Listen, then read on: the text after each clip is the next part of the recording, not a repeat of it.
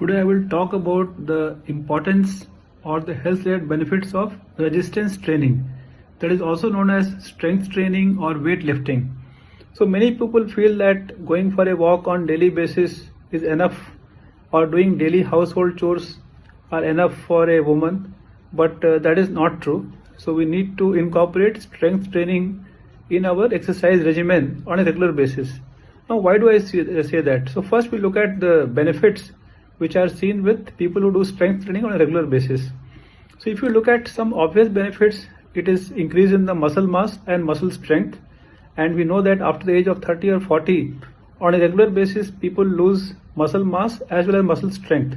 So if we do strength training, we can maintain the muscle mass and also the strength.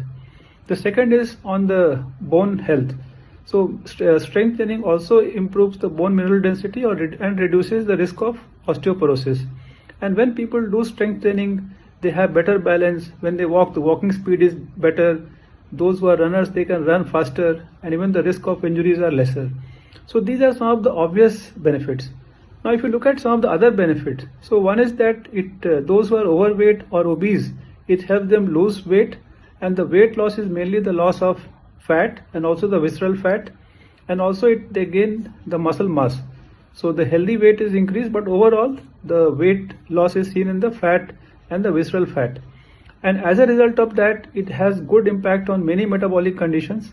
So those who are diabetic, their HbA1c improves or it comes down, and their glycemic control is better.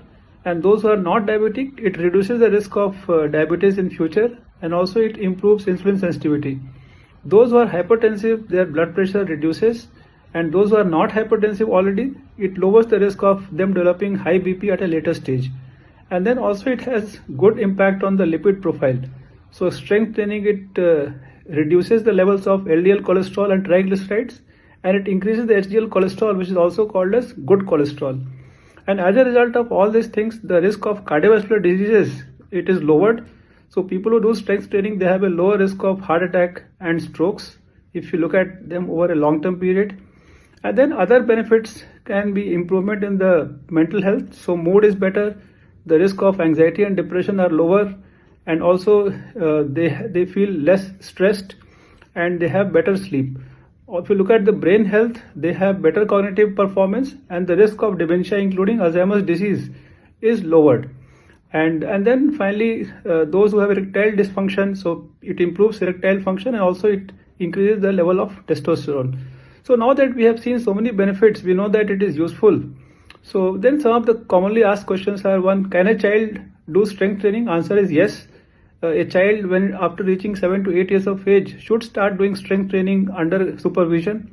How about women? Should women do strength training? Because many women feel that it will make them look more, muscular, and they may not retain their feminine look, or it may not be needed for them. It may lead to hormonal imbalance. All those are wrong.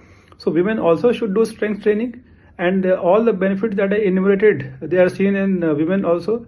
And then obviously they will become stronger also. So commonly, many women need to take help in moving the luggage while traveling or while moving furniture at home. But if they routinely do strength training, they can do it on their own, and they won't need the help of men folks at home.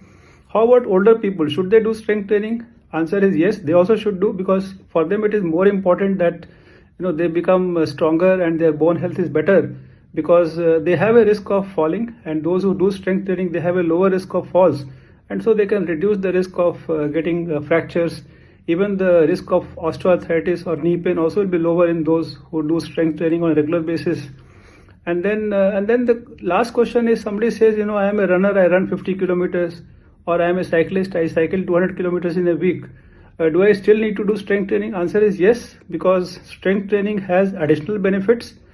And so those who do combination of aerobic exercises and strength training, they derive more health related benefits than either of them alone. So combination is always good. So how much of strength training is optimum?